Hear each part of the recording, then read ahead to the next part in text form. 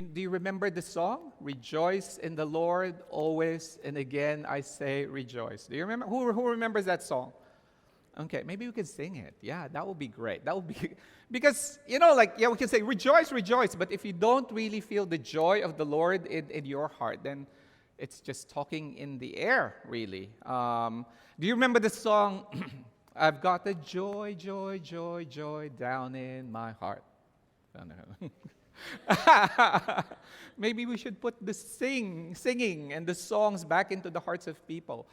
Good morning, everyone. I'm Pastor John, for those of you who came in late, and I'm the pastor of this congregation. Today, we shall be beginning a series. Can I have the next slide, please? It's entitled Rejoice, exploring the joys of Christian living in the book of Philippians. So for the next 4 weeks,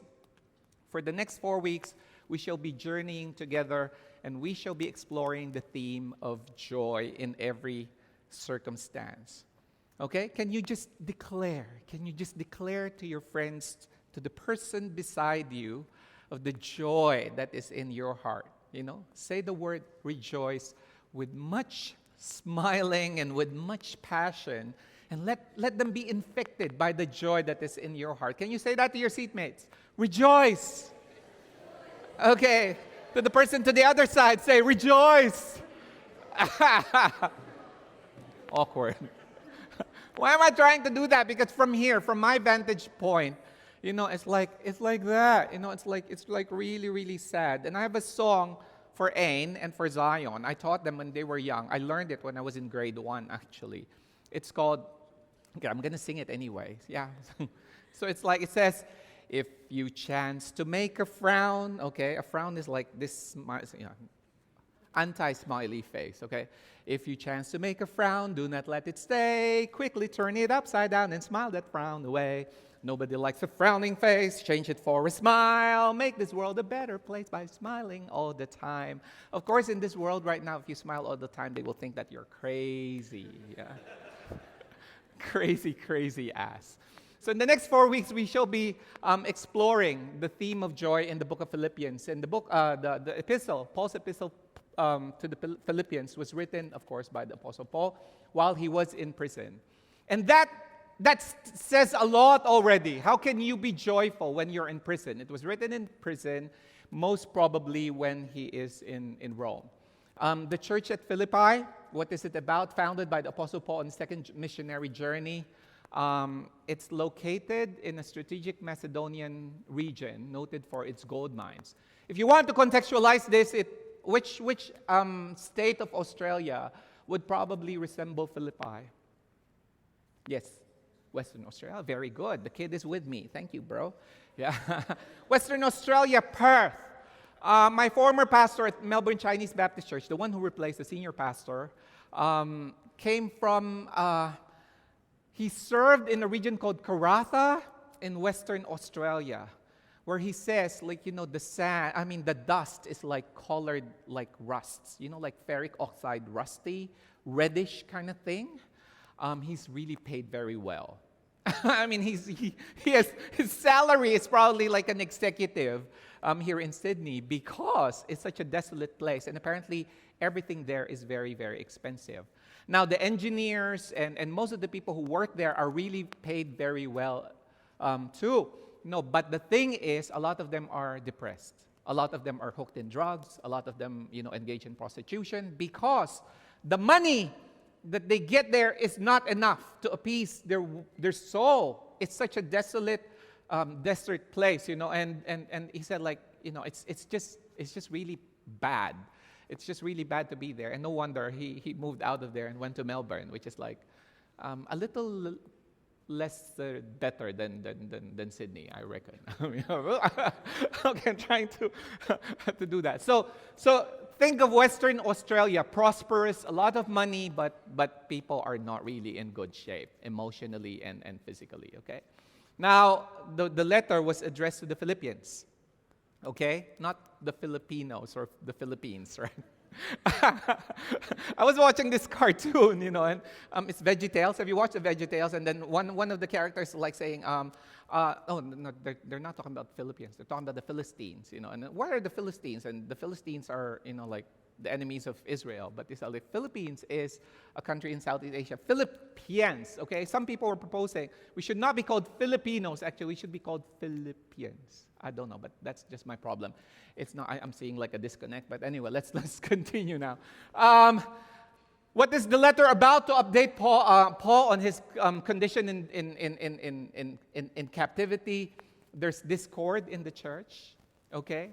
A lot of infighting within the community. Hello, you know, it's a universal thing. It's been happening then. It happens now. Rampant false teachers there. Commendation of Timothy for his service. The condition of Epaphroditus.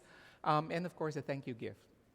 This is very important because the Philippians are generous, the Philippians are prosperous, and they're among the churches who actually send support to Paul. Okay, so they have the money, right? So might as well give them the support. So this is very good. So rejoice, exploring the joys of Christian living. We will be talking about joy in suffering in chapter 1 for this week. The following week, joy in serving. The following week, joy in your faith in God, and of course, Philippians 4:2-23, joy in giving. So this will be the second time, actually, that I'll be talking about giving here in this congregation. What was the first time? When we talk about Vision 2020 partnership, we talked about that. We talked about the tithing, which a lot of you don't agree. We talked about, giving to the Lord. Don't worry, there's going to be another session on giving, and let's see, what does the New Testament say about giving?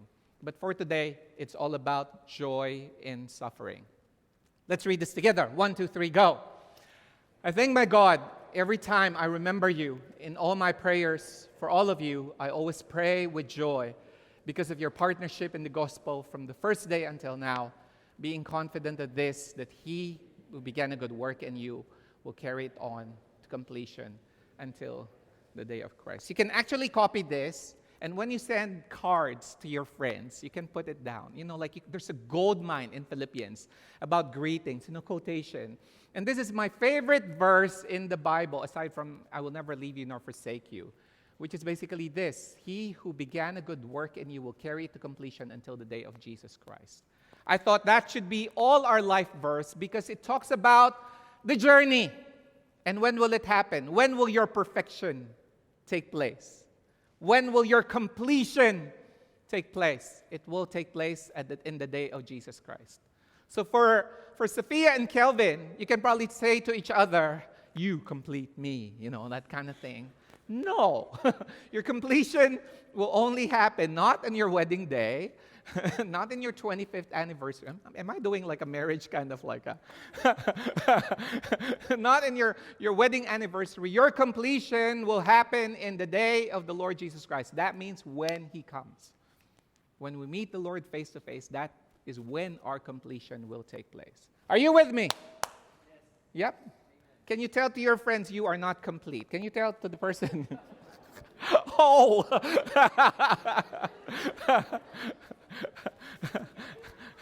The completion will only happen, and we're talking about believers here. Your completion will happen. So, please don't judge. Please don't judge the weak brother or the weak sister or even the pastor. Don't tell the pastor, you should be like Jesus. Well, I'm not Jesus. And if it will only happen when the Lord comes. But what I would like to highlight about this, I don't know if you remember my preaching at the end of the year. Last year, it talked about that one verse. I thank my God every time I remember you. That was so sweet. I thank my God every time I remember you. Do you thank God every time you remember your pastor? Okay, never mind. See, gotcha there, gotcha. I was like, oh, okay. Well, do you thank God every time you remember your parents? No. Do you thank God every time you remember your spouse or your boyfriend or your girlfriend? Oh my goodness, you don't thank anyone. Okay. And it says here, in all my prayers for all of you, I always pray, I always pray with joy. Right? We can end the sermon here, actually. Having that attitude of joy when you pray. Again, question to you guys. When was the last time you felt joy in praying? When? Was it last night? Was it just a moment ago when we prayed all of those prayer requests? Is there joy? If there's no joy, better check your heart. Why are you not happy? Why don't you feel the presence of God when you pray? Is it some routine that you do? For someone who's in prison, and someone who can be thankful, and someone who can find joy in praying and thinking of the people that are connected to him, well, Paul, wow, woo! You are such a good guy. Really, he can do that. And then, of course, reminding everyone of their partnership in the gospel. We're partners here. Did I think of you guys when I was in Singapore? I'm not going to answer that, right? Because you didn't even answer when I said, are you thankful for your pastor when you remember him? But it's between me and God. But I'm just happy. I'm just happy to be here. It reminded me of the past, and it reminded me of the present. Yesterday, after our massive, it's not massive, it's like 20 plus people there, our happy time with the uni group, you know what I did? I left early because what time did you go home, guys? Last night? Don't ask, okay. I left at 8 o'clock, okay? And when I left at 8 o'clock, everyone was singing Christmas carols on the top of their voices, oh, they're so happy that I left, I heard you, Jen. I heard you, yeah. Okay? So they were so happy that I left. But anyway, you know what I did? I went down here. I went down here and I look into this place. It seems that I've been gone for a year. I've only been gone for a week. And I was thanking God, really, for bringing me to this place. That was such a tender moment between me and the Lord, knowing that, hey, this is where God has placed me. So keep that in mind. So the question that I ask is when you pray, when you remember people, you should have joy about it. It's not a burden, but it's something that is in your heart, and that's the attitude of the apostle. And he continues. Okay, let's read this together before you all fall asleep. 1, 2, 3, go. It is right for me to feel this way about all of you, since I have you in my heart. And whether I'm in chains or defending and confirming the gospel, all of you share in God's grace with me. God can testify of how I long for all of you with the affection of Jesus Christ. In the NLT, it says, God could testify of how much I love you. I thought that was really sweet. He's a sweet guy, very stern, but actually very emotionally sweet. Maybe Paul doesn't really show it to the congregation, but he's in jail. Doesn't have a choice, really, but to feel mushy in the face of death. I'm going to die. I'm going to die, really. Basically, that's where he is. Okay. And this is my prayer, that you may abound more and more in the knowledge and depth of insight, so that you may be able to discern what is best and may be pure and blameless for the day of Christ, filled with the fruit of righteousness that comes through Jesus Christ, to the glory and praise of God. This is just massive introduction from the apostle to his congregation, expressing them that he loves them, okay? I love you guys. I'm in prison. I think about you. I thank God for you. That is a relationship. And a pastor like Paul, who's like the founder of the church, wouldn't be able to say this if he didn't have a relationship with the congregation. Can I have an amen for that? Do you agree with that? Yeah. He would only be able to say all of these words not because he wants to flatter the congregation, but they have a strong connection with each other. And this is my prayer for this congregation. Hopefully, I've only been here for more than a year. Maybe when I reach midpoint, that's February, 1.5 years of being here, I could genuinely say, you know what? Hey guys, I do love you regardless, okay?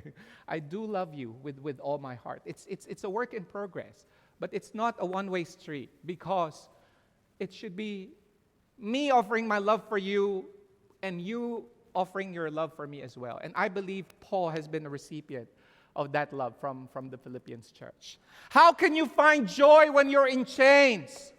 If you're look at the picture. If you're chained like that, how would you feel? Would you feel good? Would you rejoice? It's rejoice in the Lord always, and again I say rejoice. Or will you be singing, my chains are gone, I've been set? No, I'm not free. Yeah? You can't.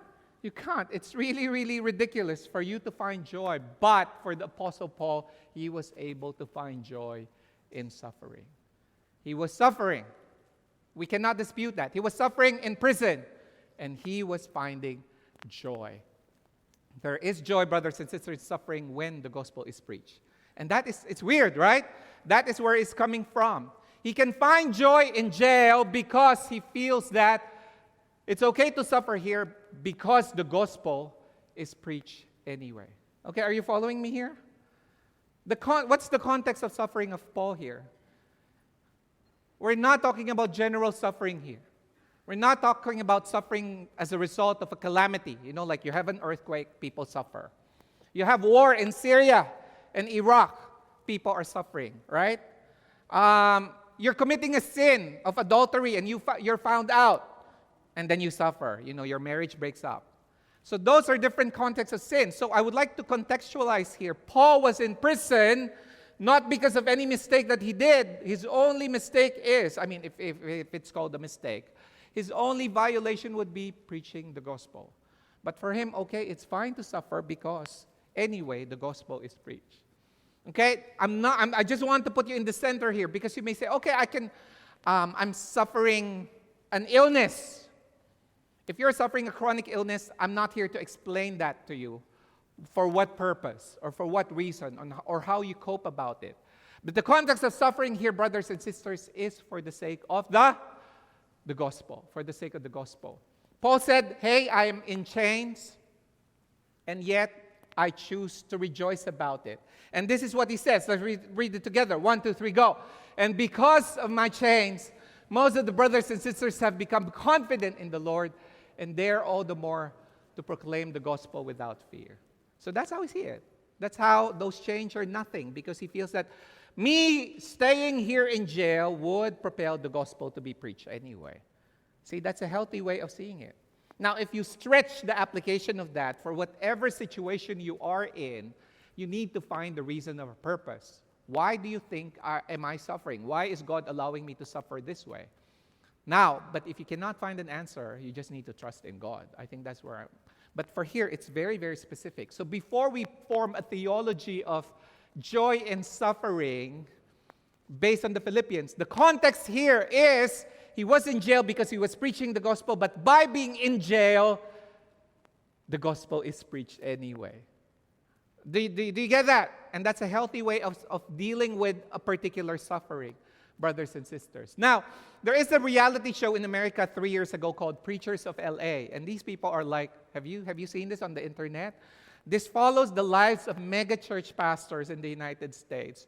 Really wealthy and affluent. And they receive a lot of flack because they feel like, wow, guys, you are disgracing Jesus Christ, for the way you are living your life. Maybe Australia should come up with its own version as well. They have mega churches here. And they follow the lives of these like jet setters, and really up and coming young preachers. Now, why am I showing this? Because Paul being there in jail and thinking about his church and knowing that there's a discord in the church, a lot of people are basically doing their own thing. And some would preach his own way, some would preach and not according to what Paul was saying.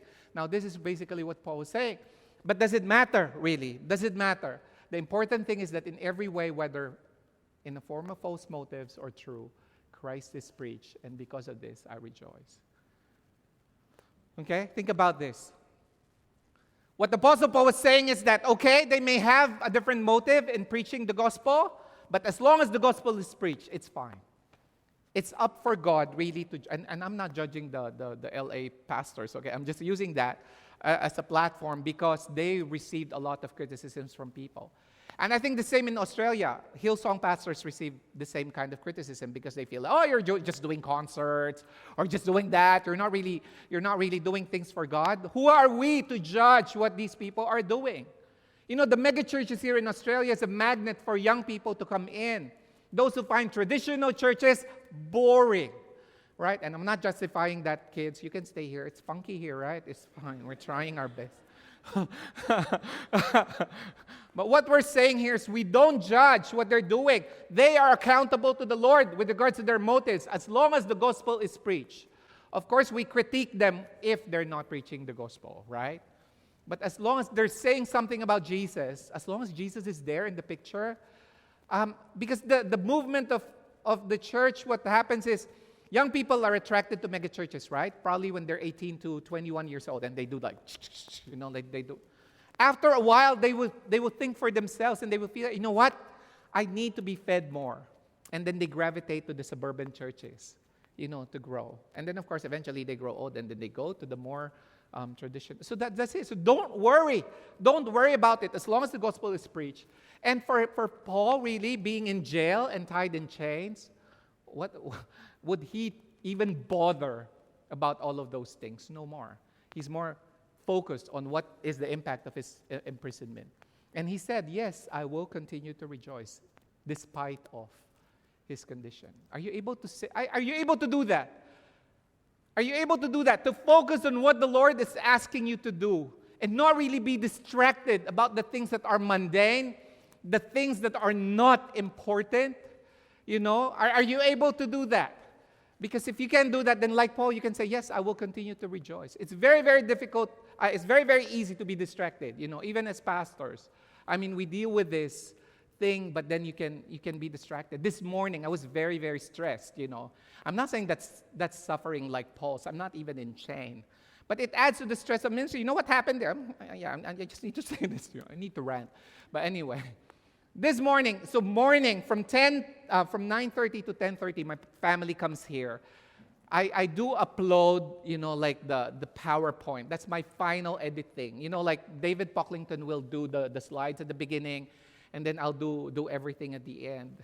For the last several Sundays, the server, the internet is always down. And it's like you cannot even go into the server. So I was like waiting and waiting. And it's already 10:15. It's already 10:20. And I was like there waiting. It was hanging. The PowerPoint was not really working. So I said, okay, I'm just going to transfer it to USB and then come down. Then when I come down there, there's no one there. Okay? And then I was like trying to come up with everything. I don't have joy. I don't have joy.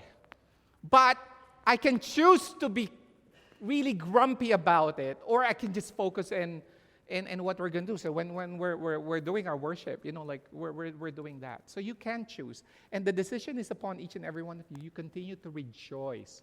You continue to rejoice in the Lord. Can we say that like what Paul said? Yes, I will continue to rejoice. 1, 2, 3. Say it. Okay. Hopefully, it is from your heart. Now, let's talk about death and life. If you're in prison, you're close to death, right? If you're in prison, Paul can be executed anytime. Although, in this letter, he didn't die yet. There's going to be 2 Timothy where he will say, okay, this is my final farewell. I'm going to die anyway. Talking about death and life. But if you're in prison, death and you're at the crossroad of dying and living, actually. He can be terminated every moment. He can die. Or he can decide to continue to live. That is where the Apostle Paul is. Now, let's compare the perspective of death between these two characters, okay? Okay, some of the young people are like, it's so dark really, but anyway. So this is Paul, and who is this? Anyone knows? Shout it out. Shout the name of the bald lady, yeah? Yeah? Okay, she's the Ancient One. Okay, thank you so much, Beck. The Ancient One is an immortal.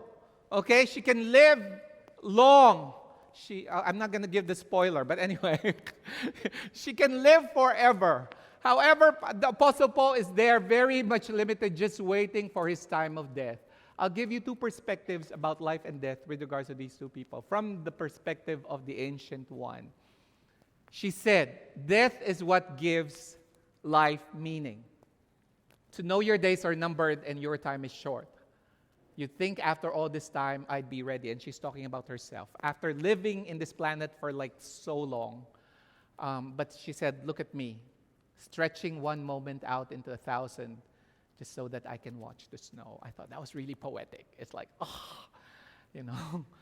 But to me, this one, I do understand this.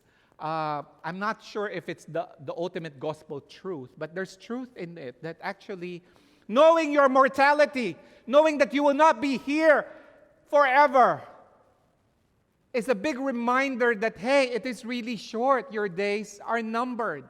And that means you need to make the most of what you have. If you want to spend the remaining years of your life in misery, then that's your choice. But like Paul in prison, he chose to rejoice. He chose to find joy even in the face of death. And this is what actually Paul said. Next slide, please. He said, "For me, to live is Christ, and to die is gain." Or in some translation, to die is even better. Okay? Can we say this together? 1, 2, 3, go. For me, to live is Christ, and to die is gain. Do you believe that? Who believes it? It should be for everyone. If you don't believe it, then you're not a Christian, because this is a Christian ethos. This is something that all of us should be able to declare. That, you know what? If I die, I was talking about Esther 2 weeks ago, like, die la. You die, whatever. Like, for me to live is Christ, but to die is actually gain. And this is where the apostle is coming from. Let's read this together. 1, 2, 3, go. For I fully expect and hope that I will never be ashamed, but I will continue to be bold for Christ as I have been in the past. And I trust that my life will bring honor for Christ, whether I live or die. For to me, living means living for Christ. So what's the focus here? It's Christ. It's never even about Paul. It's all about Christ. It's about living for Christ. And it's about dying for Christ as well. Okay, now before you say, well, then we're going to die anyway, then let's not do anything in this planet. Maybe we just be with God. And I think that's the biggest difference between Paul and the Ancient One. The Ancient One doesn't have God. And so it's an eternity of nothingness. But Paul has his God. And so to him, even if he dies, he will be with God anyway. Now, before you say that, okay, wow, he's so good in comprehending that grain of truth about living and dying. This is what he says afterwards, okay? He said, like, there is joy in suffering for Christ. Everything revolves. His identity is about Christ. It's never about him. Okay, now this is what he said. Read this together. 1, 2, 3, go. Come on, you can do this. 1, 2, 3, go. But if I live, I can do more fruitful work for Christ. So I really don't know which is better. I'm torn between two desires. I long to go to be with Christ, which would be far better for me, but for your sakes, it is better that I continue to live. So if you say, oh, this guy is so sure about what he wants, no, he's not sure, really. On one hand, he said, okay, if I die, I would be with the Lord. But then he thinks of his church, and he feels that, well, you know what, it's better for me to be here with you. To me, that communicates a lot. That's really amazing. Because it happens. Listen to me. It comes to you. For me as a pastor, it comes to me. It came to a point in my life once when I said, God, just take me away. Okay? God, I've given the very best of my life for you. I came to know the Lord at 14 years old. I started serving as a volunteer in church at 18. I became full-time minister at 26 until now. So the prime of my life is really given for God. But there are times that you suffer so much for ministry. And I said, God, if you could just take me away now, I'm ready to die. I've done what I could do for you. You can take me now. But then you step back and then you look at your wife and your children. What will happen to them? Not that I do provide for them, it's God who provides for us. And Tess is a very capable woman. She's a CPA. So even if I die, she can be an auditor somewhere. She can go back to Singapore. She can establish her practice in the Philippines. So money is not really a problem. But as I look at her, and I look at my daughters, I look at little Zion, my heart bleeds. I want to see them grow up at least. Maybe until 18, and then I can die. Yeah. Right? And then, of course, you look at the ministry that the Lord has set before you. You know, so what is it? Is it for you? Do you get that, brothers and sisters? So now I don't want you to be so heavenly bound as well that you don't want to appreciate what you have here. And it's like, okay, anyway, we're going to die. We're going to be with Jesus. The Lord has called you to be here. Now, how do you preserve joy in suffering, brothers and sisters? You preserve joy in suffering through your faithful witness in Christ. In Philippians 1:27, he says, let's read this together. Whatever happens, conduct yourselves in a manner worthy of the gospel. So that's basically what he's saying. You can preserve your joy if you are going to act out like a Christian, really. But if you're going to act out like a non-believer, then forget it. You will not find joy there. Okay?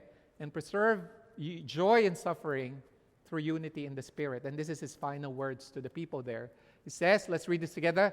Stand firm in the one Spirit, striving together as one for the faith of the gospel without being frightened in any way by those who oppose you. Stick together, guys, because you are in this thing together.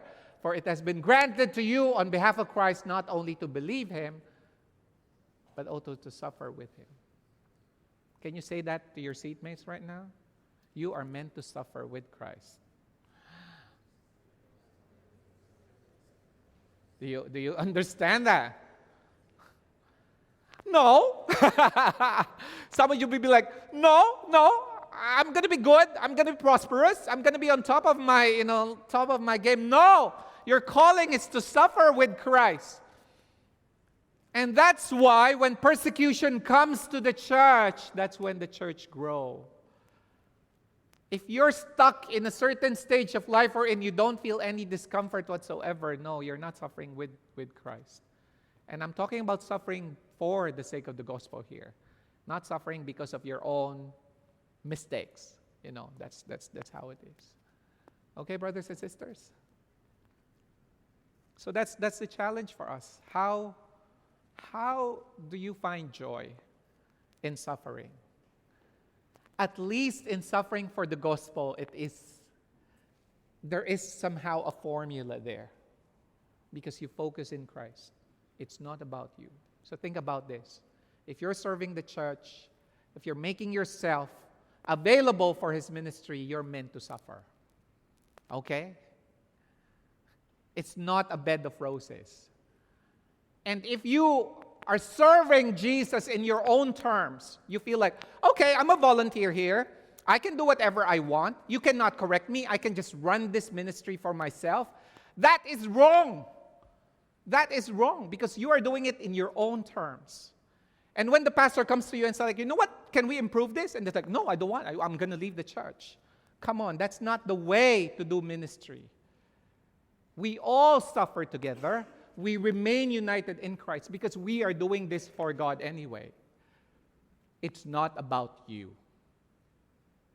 Can you say that to your seatmates, brothers and sisters? Brother, sister, it's not about you. It's about Jesus Christ. It's about Jesus Christ. Okay? I always say this. If you are serving out of your own convenience, then don't serve anymore. Don't serve anymore. There has to be a sacrifice. There has to be a commitment. There has to be a commitment. That's why when I was reviewing the ministry, I need to say this to the pulpit. There are some of you who are here only on weeks that you are serving in the ministry. It cannot be like that. We don't need that. It's either you're committed to this church or you're not. Some of you are here committed only to the work that you are doing here. It doesn't work like that. You are committed to Jesus first. And we're going to overhaul the system here. Even if there's only 5 people left, we can start from scratch. But we don't need people who come here only to serve and to make themselves feel good about service without serving the Master himself. You come here because you love Jesus. Amen? You come here because you love Jesus. You come here because you love this community. You come here because you want the fellowship. You cannot come here, do your thing, and not relate to anyone. It cannot be like that. It cannot be like that. You cannot say, okay, I'm serving in this church, but I don't have any friends. That is the saddest and most miserable state of ministry that you can have because you're part of the community. So ministry volunteers for 2017, those who signed up for Vision 2020, the first requirement that I would like you to take note is, you belong here, you worship here.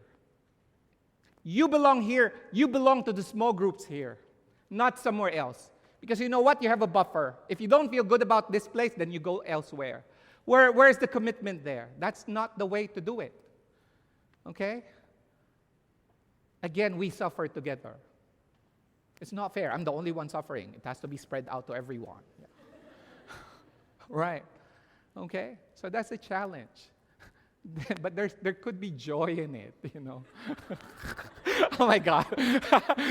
There could be joy in it when you focus that we're doing this not for Pastor John, not for your friends, not for your spouse, not for anyone else, but you're doing this for Jesus, for the sake of the gospel. Okay? Woo! So we can suffer together, but we can find joy together. Let us all stand and let us just reflect in the goodness of God before we rejoice. Whew, difficult.